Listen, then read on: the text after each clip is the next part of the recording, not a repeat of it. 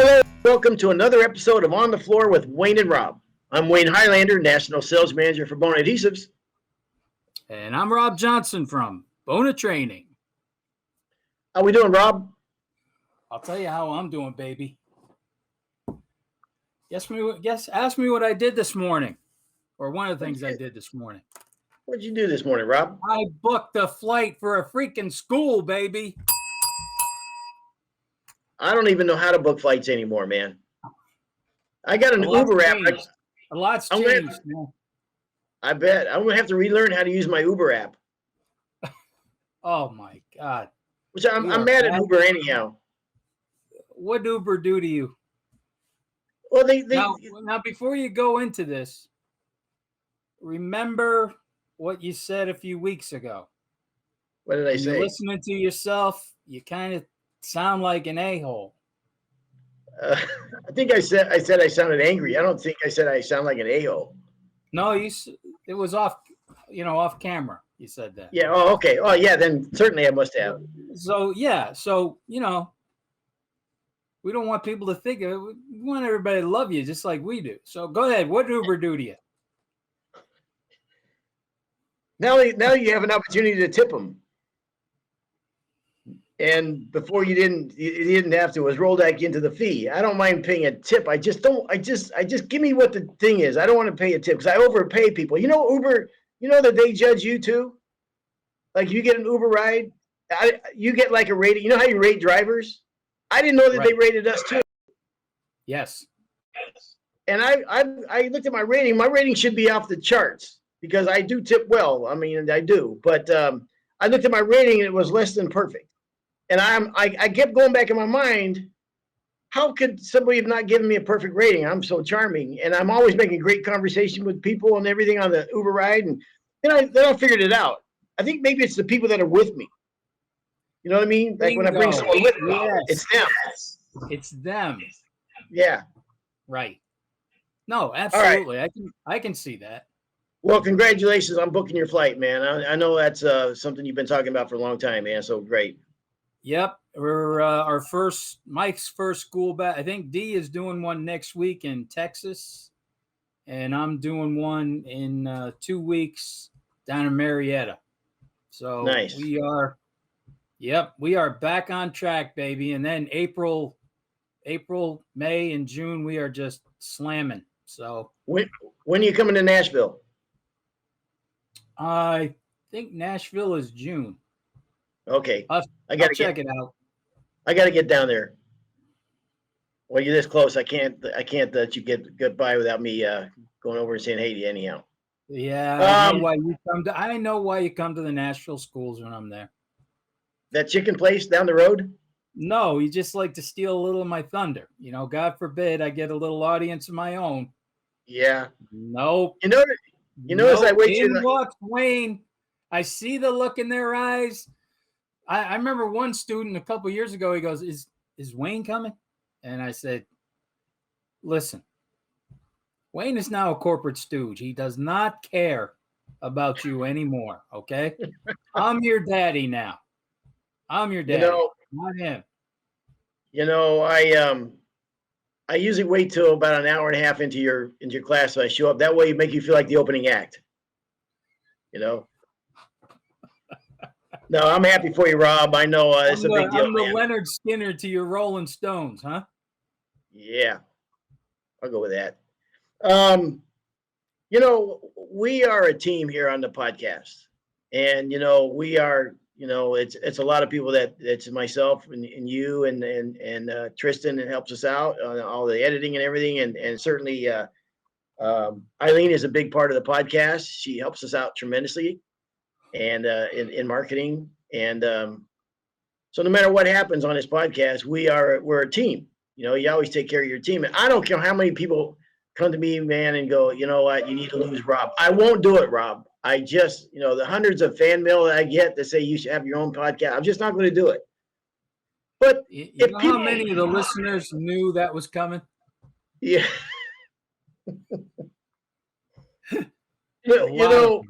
A lot of them knew that's coming. we're a team, so I always have your back, and I know you always have my back, and what have you. But Yeah. if anybody listened to our potpourri podcast, maybe it's a couple weeks ago now, and they tuned into that, and they heard the Larry Nichols interview. And it's not like, I mean, one show with Larry's enough, but we had that the week before, and then you tune in into potpourri, and then you hear that Larry. If you tuned in early in the morning, you would have heard that podcast over again. If we're gonna double up on a podcast, yeah, that's not the one to do it. Let's double up on the play-by-play or the marketing one, but doubling up on the Larry one. Yeah. Hey, I love Larry like a brother, but once is enough. And I'm not going to throw Eileen. Nothing personal, Larry. Yeah, I'm not going to throw Eileen under the bus for this. I'm not going to do it. I'm not going to say that she made a mistake and didn't record the podcast under the right one. Doesn't matter, because we're a team here and we got each other's back no matter what. So you're blaming all of us for that? No, I'm just not going to blame Eileen for that. You just take. Does Eileen want to get on and defend herself a little bit? Or now we have a new way to send messages. I can't wait to see the message she sends you. She sends you. Oh, it's fixed now, she said. So yeah, if you listen to that podcast and you turned it on and went, what the hell? This was a podcast last time. She fixed it later in the day, but in the early morning, it was the wrong podcast. So anyhow, if you didn't hear that one, the proper one, that is up and running now. So our apologies on behalf of Eileen. All right, Rob.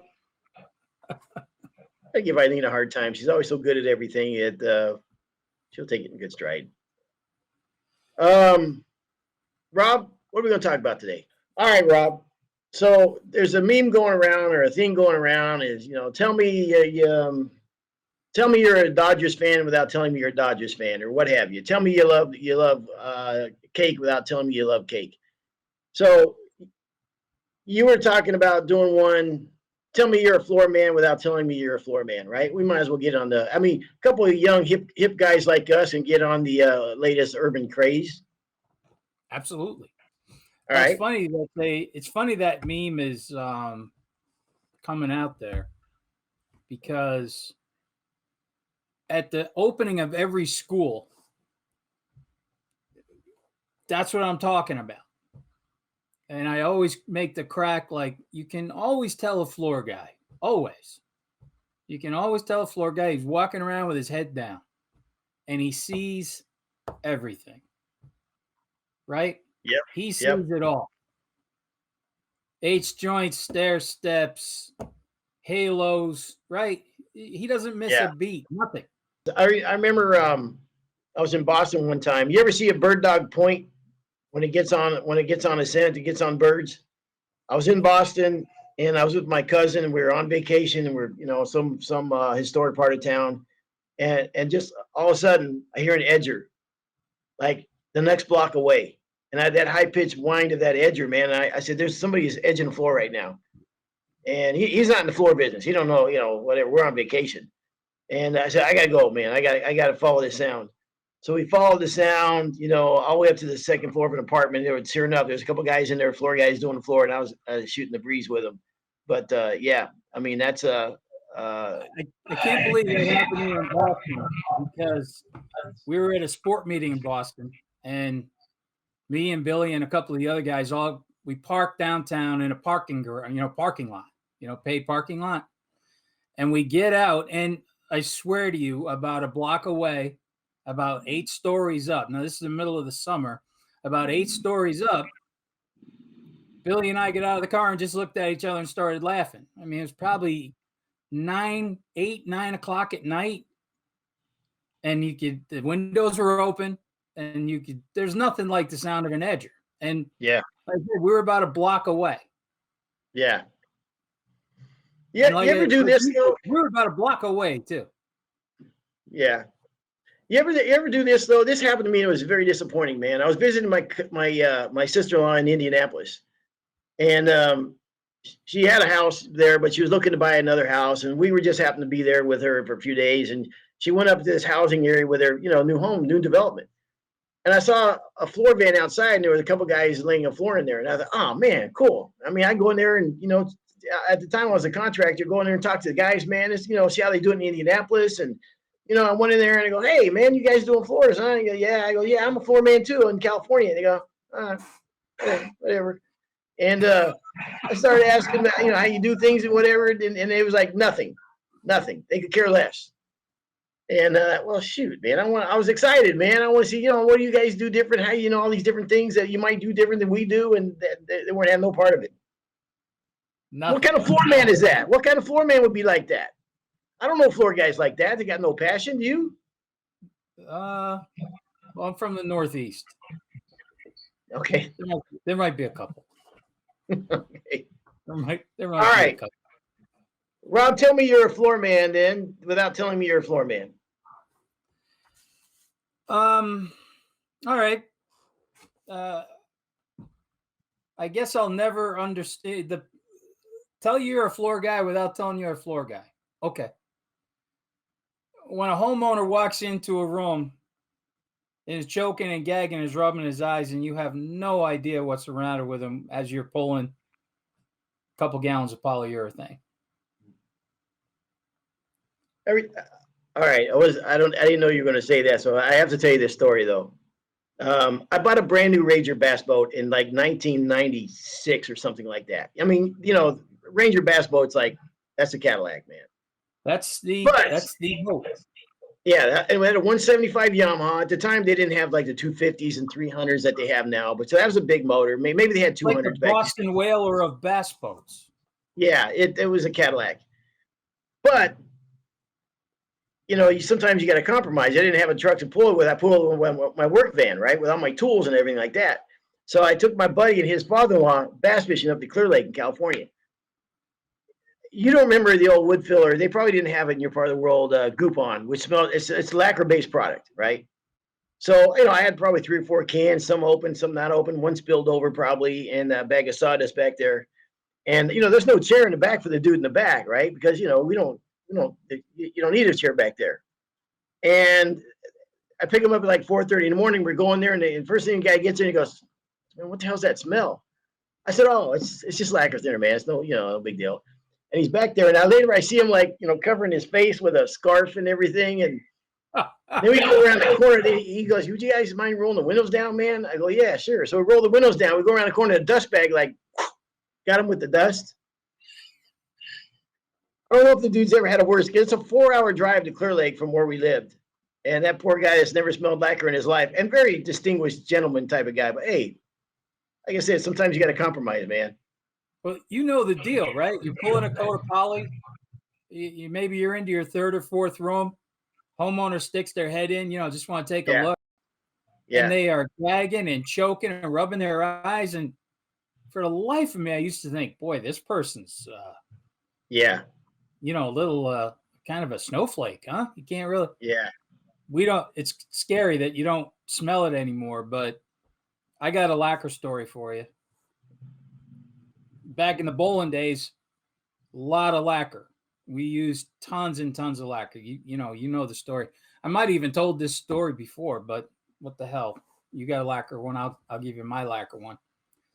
We're working up in New Hampshire. We're driving back we did a recoat, 2 coats of lacquer on a recoat job. And we're driving back probably, 9, 10 o'clock at night. And we get pulled over by a New Hampshire state trooper. Now it's me and my cousin and Pete. And my cousin's sitting on a lacquer can in the middle of us with a bag on it. And me and Pete are in the seats. So it was a little chilly that summer night. So the state trooper walks up, and for some reason, we just thought it was hysterical that we were getting pulled over, right? Mm-hmm. Roll the window down, and the trooper is like, what? Oh, my God. All I could think of is, picture the movie, the Stoner movie. Yes. They roll the window. Well, it was an invisible fume of lacquer that just knocked this cop over, right? Wow. And he's like, what the hell? Now, I asked him why we had pulled over. He goes, because you're doing 40 miles an hour. It's a 65 mile an hour. He goes, there's something wrong with the truck. We are stoned to the bejesus. What had happened was, and we didn't realize it, because after a while, you don't smell it anymore, right? Yeah, yeah. We used to puncture the 5-gallon pails with a hole so they pour right easy. Mm-hmm. Well, my cousin didn't cover the hole. So every time he'd hit a bump, he's like pumping that 5-gallon, and it's just pumping lacquer fumes into the cab of the truck. But we don't smell it anymore. And we're like completely stoned to the gill. Good thing was it was back in the 80s when, people were kind of cool, right? So the guy says, how much further you're going? I forget how far we were going. He goes, okay, I'm going to turn the lights on. You just stay right on my ass, okay? He drove us to the hotel. Wow. He knew where our hotel was. We got a police escort to the hotel. And, of course, stoned to the bejesus, just laughing like hell the whole time, right? Wow. And pulling into the hotel. We didn't stay in hotels. We stayed in motels. Remember motels? Yeah. Oh, yeah. You heard of those motels? Yeah, Absolutely. we were staying at the Notel Motel, right? Well, I'll give you the flashing lights. I'll give you a serious lacquer story then too, because it is no joke. And I don't know who these poor fellows were. I think I want to say it was in could have been in the Indiana area, but I won't, or maybe Missouri. I won't swear to it. But anyhow, box truck, guys driving down the road, 3 or 4 employees in the back of the box truck, lacquer back there. Guy lights a cigarette, and the lacquer goes up in flames. Guy driving down the road obviously doesn't see it's a big box truck, and they're fighting for their lives back there. And I don't know if it killed them. I know it seriously at least burned some of them. It may have killed them. I don't know. But so that's no joke. So consider that. Lacquer is a dangerous animal, and we want to get on a thing about lacquer, but yeah, it is no joke, man. Some of them finishes out there. So. Yeah, anybody who's been to my school knows the story. My great-grandfather got killed in a lacquer fire, so that's why every part of our school, big part of our school, is fire safety. Yeah. Even on how to properly wear a operator's belt, so you're not tied into the machine. Yeah, let's try to bring this back around to the fun stuff. Yep. All right. So that's mine. That's my first one. Okay. No, it's not a skin condition. I rub my knuckles on the floor and on concrete and wood all day long. You ever look at a floor man's knuckles and the big calluses on them? The biggest I've ever seen, and I've seen some guys out there with some big calluses. I used to, but they've pretty much gone away now, and I never thought they would. But my uncle Stan had those nice soft stooge hands now. Yeah. And my uncle, I remember my uncle, like I said, he was like 54 or 56 years in the trade, and it used to bother him. He goes, when I get done doing this, I think I can have these taken off or whatever. I go, dude, that's a badge of courage in my eyes, man. That's like stripes on a soldier, man, on his sleeves. That would bother me a bit, and I was proud of mine, and that's what most guys are when they have them. But as I told you, he taught me to work with my palms on the floor instead of my knuckles on the floor, because of what happened to him. And later in life, I got carpal tunnel syndrome, whatever. And so I would alternate back and forth. But yeah. Did you just call it corporal? I probably did. Corporal tunnel? Carpal tunnel syndrome. Corporal. It's not as bad as captain or major tunnel, but corporal tunnel. Yeah. Well, he had. Yeah. He had captain tunnel. It might be carpal. I think it's carpal tunnel syndrome. I think it is carpal. But you know what? From now on, I'm calling it corporal. You're going to go with that? I'm going with corporal. I think corporal sounds much better. Absolutely. Yeah. Well, that's where it starts out. Corporal's only got 1 or 2 stripes. I can't remember. But then as it gets bigger, it could be like, captain tunnel syndrome. Captain, major, right. Yeah. Now, you can tell the floor guys in the Northeast, too, because the backs of their hands are all ripped to shreds from scraping under radiators. Okay, yeah. Some of them old cast iron radiator. Just nobody was I fine took sanding any metals back then. Believe me. I took 6 of them out of this house that I'm sitting in now. Yeah, so yeah. No kid. Yeah. Heavy, aren't they? Brutal. Yeah, I paid What'd you some guy to do? take them because I think there was some there's some weight or you can get something out of them, whatever. The guy never picked them up, so I had to take them to the dump myself. But how do you tell a floor guy? How do you tell someone you're a floor guy without not telling them you're a floor guy? You could be staring at the Mona Lisa,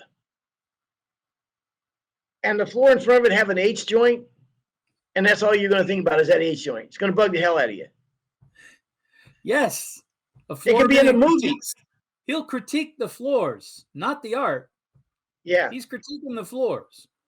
you could get to the climax in a movie, and if the scene is in a room with a hardwood floor and there's 3 or 4 H joints right there, you're spun now. That's all you're going to think about. And you want to tell somebody. You want everybody's wife or girlfriend's heard this. Look at the floor. I can't believe what they did. Look at, I mean, there's H joints all over the place. I know, honey, but I'm just saying, who would do this? Have you ever worked on a movie set? No, but I worked right next to one. You know, remember Will Smith, the actor? Yes. Yeah, I walked through his movie set. In fact, he said, "What are you guys doing? We're shooting the movie here. We were on the way to lunch." Yep. Nice. It wasn't a movie set. It was a set of The Sopranos. Oh, And wow. I got a call from a distributor, and he's like, "Hey, I got a cool proposition for you." He goes, "There's this movie studio that's having an issue with one of the floors, and they're wondering if you can go over there and take a look at it and see if you can fix it." And it was a set of The Sopranos, and I was a huge Sopranos fan, and they shoot it down in Queens, and I got to do the floors in the restaurant. I think it was called the Vesuvius or something. It was the restaurant that they did all the scenes in, and it was like, I don't know, second or third production manager, whoever was, dragging me around. He's like, "Yeah, there's such a glare on the floor that we can't shoot anything from the waist down." And he goes, "Sometimes we want to do a shot." And I'm like, "Yeah, I can fix this easy." And, got a matte finish and everything, took care of it. And it's funny you said that before, because maybe a few weeks later, however long it was, we're watching The Sopranos, my wife and I, and they did a pullback shot of the family, and you can see the floors. Is And that I'm like, right? yeah, That's you me. can see the floors. So I'm like, Because you're welcome, everybody. yeah, because of me. That's me. Okay. That is all me. As a matter of All fact, these, when it was over, I'm watching the credits like this. I move right in, like my name's oh, got to be here somewhere on the credits. I mean, they know that's who that's did this. sad. That's sad when that happens. I've been there before when I've got my heart broken like that. Okay, so Sopranos, all these shows on Netflix, all these series that are going on and what have you. The granddad of them all is number 1 Sopranos and number 2 Breaking Bad of all time. The greatest 2 shows there ever. Phenomenal. And I don't know which one was better. Breaking Bad was also insanely good. All right, Rob, tell me you're a floor man without telling me you're a floor man. I tell my wife how to load the truck in my sleep. Really? Yeah. Did she help you load the truck? No. Are you just dreaming? No. I have no idea what was going on, but the next morning, sitting having coffee, and she's just staring at me laughing, and she's like, "You really need to take a break." And I'm like, "What? What?"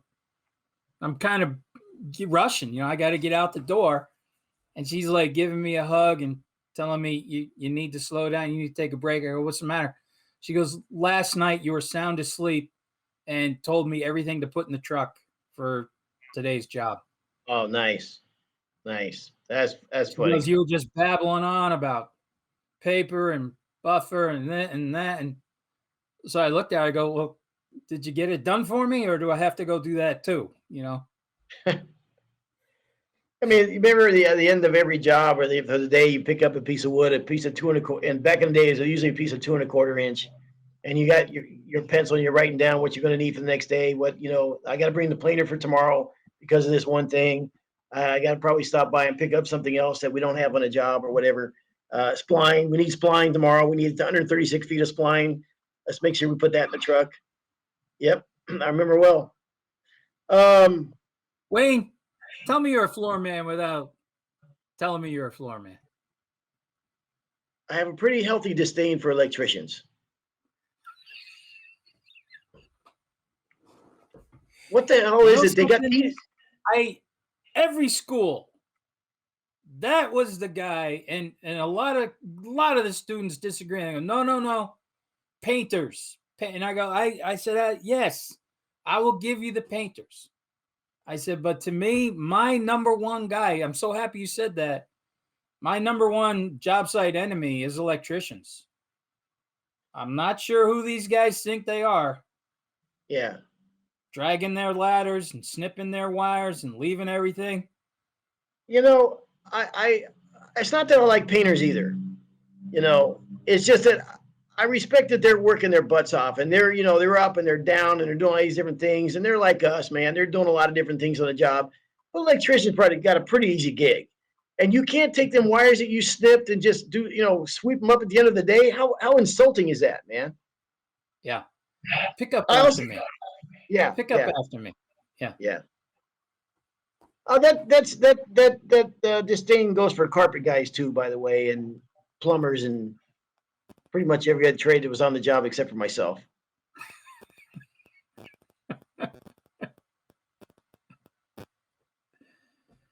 All right, how about this one? How about the guy who can't stop looking at the stair steps in the H joint in the restaurant?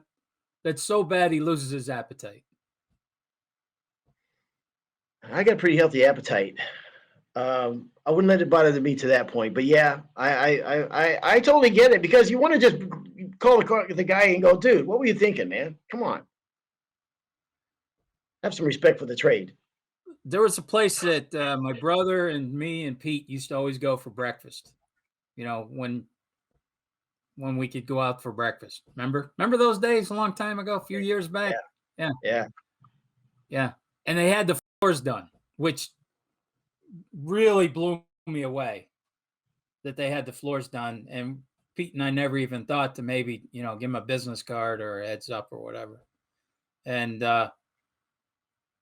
just couldn't believe how bad the job was. To the point where I asked the waitress, did he pay for this? Did he pay the guy for this? Wow. That's rough. Even she started pointing things out. The waitress. You ever have a guy, and this is California, so California's, the big cities, and it's more impersonal, but I had a floor guy one time doing the floors of the house 2 houses down from me. And to me, that was like, I'm now getting in my van and I'm driving 40 miles away to do a job. This schmuck that lives 2 houses over from me. I mean, I'm right here. I was going there. Is that the worst thing in the world? It absolutely is. Driving down your own street. Yeah. You want to walk down and go, look, I know Yeah. what I do for. We might not know each other. Yeah. But I know that there's a floor guy on the street. You people are talking, right? Yeah, that's rough. That's a tough one. That's a rough one. I will give you that. Absolutely. Yep. What's another way, Wayne? You can tell you're a floor man without saying I'm a floor man. I vacuum more than any person you've ever met. Okay. Tell me someone that vacuums more than a floor guy. I mean, you think about how many times on a job you ever counted how many times you vacuum on a job, even for coats. And by the way, when the day of let's say it's 4,000 square feet and it's coating day. The way that I used to do it in my mind, I'm not going there to coat the floors. I don't want to go there with the feeling that I'm going there and I got to get this floor coated today. I departmentalized every room and every step. So when I'm abrading the floor between coats, that's all I care about. I'm going to take this one big room. I'm going to braid that, move on to the next one. And I compartmentalize so it doesn't get overwhelming to me. You know what I mean? Especially if you're there by yourself on a monster job. And then I go announce the vacuum step. I'm not even thinking about coating. I don't care about coating. All I care about now is I want to vacuum this floor perfectly. And how many times you vacuum the floor? Till it's clean. As many times as it takes. You're right. Till it's clean. That's right. Till it's clean. New filters, new bags, vacuum it. And then when I'm done with that, I mix up all the finishes. And then even then I compartmentalize it. I'm doing this room. That's all I care about is this room, which allows me to just, in my mind, just be a perfectionist and just try to drill down this one room, get it flawless. Don't even think about the other rooms. And then work my way through the whole job. But if I go there with the expectation I got to get this floor coated today, to me, I never wanted to approach a job like that. I go there thinking I'm going to go there and I got to braid the floor. That's all I care about right now. I have all my stuff, whatever, and then I go from there. I got off topic there, but that's any other way that I approach it. That's okay. Pete and I used to call it super clean back day. That's what today is. Yeah. Super clean back day. Yeah. I remember one of the best referrals we ever got, or testimonials we ever got, which in one way it didn't upset me, but I'm not going to say disappointed, but the guy said he did a great job on the floor. They did a great job on the floors, but the house was cleaner when they left than it was before they got there. And that was like the big thing, and now this was back in the 80s. So you remember back then, you didn't have the Bona DCS systems and the vac systems and everything. So you would spend half a day doing a real good clean job. I mean, when you really windowsills, tops of doors, all that stuff, anything that can drop dust down on the finished coat, right? So the Bona DCS system is a complete game changer. When I was talking to Bum about it, it's not that he doesn't spend a lot of time cleaning. It's just he really doesn't have to spend as much time because he's running that DCS unit.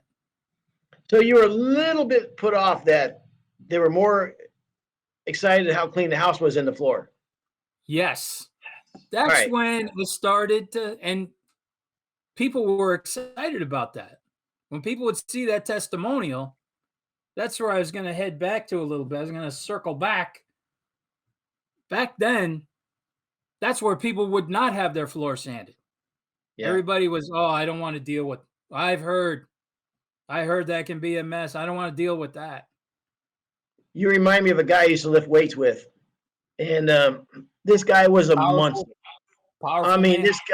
this guy was, built like you cannot believe it. Picture Mike Tyson, but more built than that. I mean, he was serious in the bodybuilding. But the dude had no legs. I mean, he had no legs. I mean, he could not grow his legs. He worked out his legs. His legs were strong, but he used to get mad at me because I just pretty decent sized legs. He was way stronger than me. Don't get me wrong. I mean, way stronger, but I got good legs. Had good legs. You got football legs. You got whatever. Legs. Right. So the biggest insult of I've never seen this guy more disgusted in his life when we were out one night at a bar or something, and he was talking to some girl. And as a matter of fact, here's how built this guy was. I got him a present one time for Christmas. I got him a sweater, right? Because we're a family. His wife and my wife go out together. Christmas, I got him a present. He opens up, it's a sweater, right? And you bought another man a sweater? Well, my wife probably bought it, but it was I had to get him something, right? Okay. So the wife's leaving everything. He pulls me aside. He goes, "Dude, you bought me a sweater?" I go, "Well, yeah." And he goes, "I don't get up every day and work out like this to wear sweaters, man." And I went, "Oh shoot, man! I didn't think like that." You know what I mean? The guy you should have bought him a pair of jeans he could wear to the beach. Yeah. So anyhow, so we're at this bar, and there's a girl comes up and she goes, "I know what you do. I know what you are." And he goes, "What?" And she goes, "You're a gymnast." And I mean, the guy was disgusted, man. because they got the upper body, whatever, but the guy had no legs. I mean, every time I think of this guy, anyhow, your story remind me of that dude. All right. You just mentioned Christmas gifts. And I don't know why it's taken me so long to get onto this one, but you remember your shoes? Remember my good shoes. Remember the episode we talked about the shoes? You showed everybody yeah. your shoes and everything? Yeah. Mm-hmm. Well, Pauline loved those shoes. Of course. Yeah. Yeah. So Christmas morning, one of my gifts is the Wayne Highlander shoes. No kidding. I'll be darned. She didn't get the color. Yeah. But she got the. That's a nice shoe. Look at that. Right? Have you worn them yet? Wow. Very nice. Yeah, I wore them about a month ago in my pajamas just because she said, you haven't worn the shoes yet. I go, well, we haven't gone anywhere. Yeah, you can't wear them in pajamas. We haven't gone anywhere. No kidding. All right, well, when you put them on, they're going to make you feel like a new man.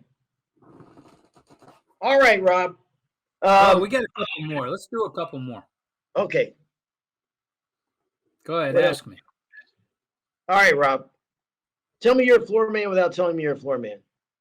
I've used floor sanding equipment on furniture.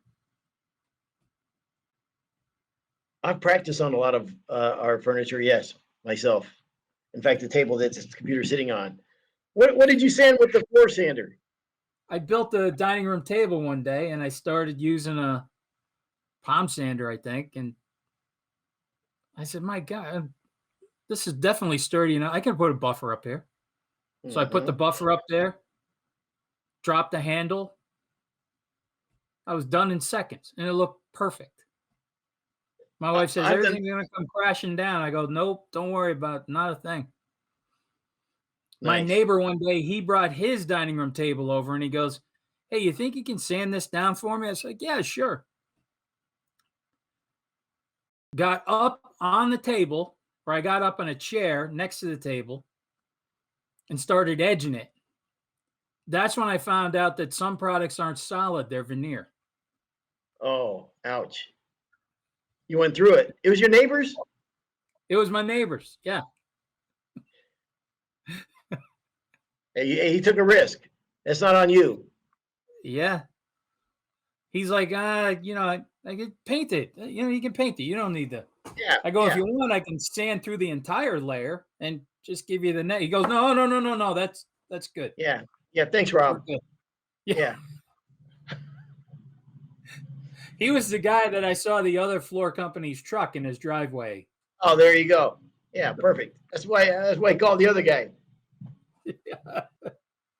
What do you mean by the floor man's curse, the Sanders curse?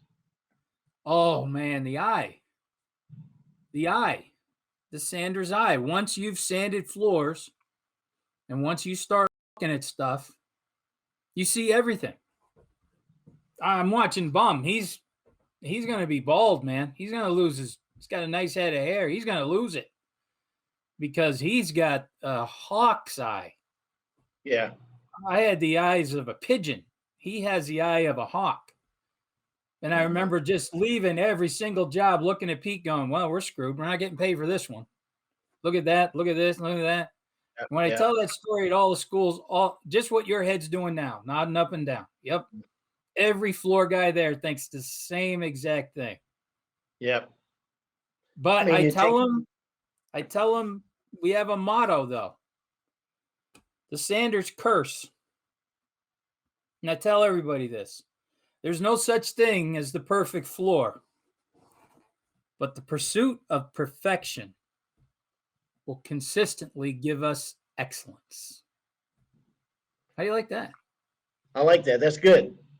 You like that? I'm gonna hashtag that. The problem is you've done the perfect floor, right? Yeah. Yeah. Oh no. But that's it, man. And you're right. You ratchet it up more and more. I mean, the better your eye gets, the more situations you've been in, the more species of wood you've sanded, the more lighting situations you've been in, the more different subfloors and how them subfloors will change the floor. That's why this job is so tough. Is that and you talk to homeowners sometimes and they'll never understand this, but you could take a great floor guy, I mean a stud floor guy on one job, bring him to another job, a completely different situation, completely different direction of the flooring and whatever, and it's a whole nother. The game changes from job to job. It's not like a lot of things where you can do something. Okay, I got it figured out, and now I'll just take that and I'll move it from job to job to job. It doesn't work like that. Every species of wood, every the thickness of the wood, if it's been sanded several times, the how it's aged in the home, the subfloor, the direction of lighting, whether it's perpendicular lighting or parallel lighting, all these things matter, man. They're all part of the equation that make a job. And it's a pain. I just talked to someone who had a problem on a job using actually I don't no sense even get into it, but it was just a one-off thing. The guy could do the floors the rest of his life and he'll never have that problem again. He ran into the perfect storm on a job and it got him. So there's so many parts to the equation, man, to being a floor man. I mean, we say it all the time. You got to be a master painter, a master finisher. I mean, there's so many hats you have to wear. And by the way, a business hat also to make money while you're doing all these things in a trade that is harder and harder to get quality help. The demands that are put on the floor guys today, I mean, is amazing to me. I mean, they're a whole different. I mean, we talk about it all the time, and I say it all the time, and the respect that we have for the guys in this trade. To me, I see a guy at the counter, a guy's been around for 20 years. He might do everything differently than I do. But to me, it's almost like NFL linemen, man, or guys, you know what I mean? They're pros. Yeah. And they've all bring their experience to the table. They all got their way of doing things. They learn it the hard way, and they're proud of what they do. And a lot of people could watch them do what they do and never understand how they got there. I mean, and so it is a trade that we love, man, and appreciate the guys who do it and everything. So, listen, we're two schmucks behind this computer right now, just fooling around. But one thing that is that never goes away is it's like an old guy, an old boxer. The last thing to go is the power. His reflexes will go, his stamina will go, everything will go. The last thing goes is power. When you've been doing floors for a long time and everything, the last thing that goes is the passion. It's harder to get down on your knees as you get older. It's harder to work the amount of hours you used to work when you were a kid. But I promise you, the last thing that will go is the passion. So we're just having fun here today, talking about this, and I gave Eileen a hard time at the beginning of this, but if you did happen to get on that Potpourri podcast and it was the last one on there, check it out again because we got it fixed. Anyhow, so there we go. We're just having some fun. And one thing I want to, before we shut the show down, not to bring it down, but since we're talking about floor guys who had some passion and everything, a guy that used to work with us at Bona, did a lot of training with him and everything, and a lot of people know him out there. Dennis Bradley. Dennis Bradley recently passed away, and I spent many a night talking to him, and he loved floors and everything. But I'll tell you what his passion was. His passion was barbecue, and I won that barbecue contest, and I'm always bragging about. Yeah. Dennis had coached me through that entire thing. I mean, each round I was winning. Dennis is calling me the day of, the night before, prepping me and everything. And I mean, we used to talk a lot and train together and everything. But we talked a lot about bar. Just had a lot of fun with him. And he had cancer, recently passed away. It was quick when he found out. And, I just want to give a shout out to his friends and family and hope they're doing okay. But he was a good man. I'm going to miss him. It was funny, too, because the last time I saw him, was a year ago December, and classic Dennis Bradley. He's like, "Oh, geez, glad I saw him in Cincinnati," and he goes, "Geez, I'm glad to see you here. Try my new rub and my new steak sauce." He just No happened to kidding. have, yeah. So That's that's cool. yeah. He was he'll be missed. He'll definitely be missed. We talk about a brotherhood and what have you, and we respect all our competitors as well. He went to work for one of our competitors, and great industry guy. Really cared about the trade and everything. So you're right. Rest in peace to Dennis Bradley, and our thoughts and prayers with his family. And yep, nice tribute to him, Rob. So thank you. Okay, this has been another episode of On the Floor with Wayne and Rob. Please do stay tuned for another episode.